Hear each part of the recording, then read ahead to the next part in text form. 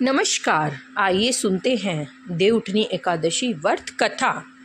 धर्म ग्रंथों में वर्णित कथा के अनुसार एक राज्य में एकादशी के दिन सभी प्राणी, चाहे वह मनुष्य हो या पशु, अन्न का सेवन नहीं करते थे।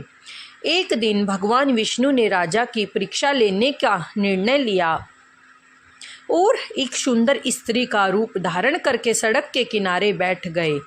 जब राजा के भेंट उसी स्त्री से हुई तो उन्होंने उनसे बैठने का कारण पूछा। स्त्री ने उत्तर दिया कि वह ऐसाय है।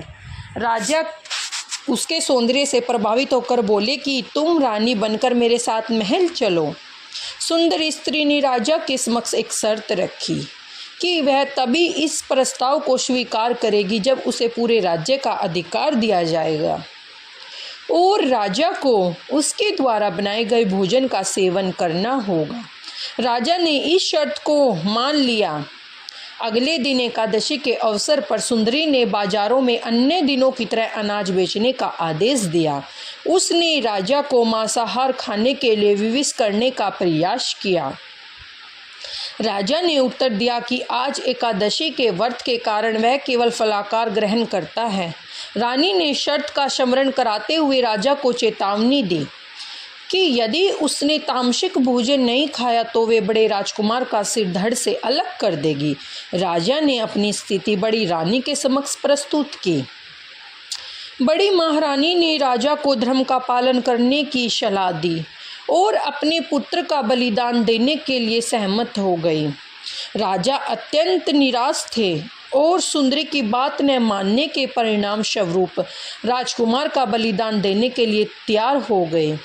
श्री हरि ने राजा के धर्म के प्रति समर्पण को देखकर अत्यंत प्रसन्नता व्यक्त की और अपने वास्तविक रूप में प्रकट होकर राजा को दर्शन दिए।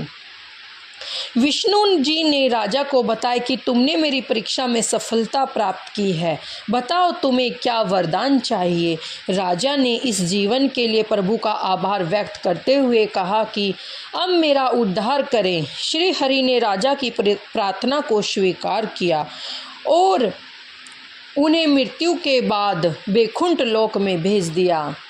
देवउठनी एकादशी का महत्व। भगवान विष्णु के बारे में कहा जाता है कि वे आषाढ़ शुक्ल एकादशी को 4 महीने के लिए क्षीर सागर में विश्राम करते हैं। 4 महीने बाद वे कार्तिक शुक्ल एकादशी को जागते हैं। इस 4 महीने के शयनकाल के दौरान विवाह और अन्य मांगलिक कार्यक्रम का आयोजन नहीं किया जाता।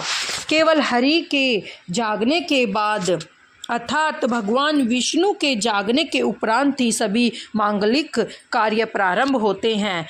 वीडियो पसंद आए तो वीडियो को लाइक, शेयर एंड चैनल को सब्सक्राइब जरूर कर देना।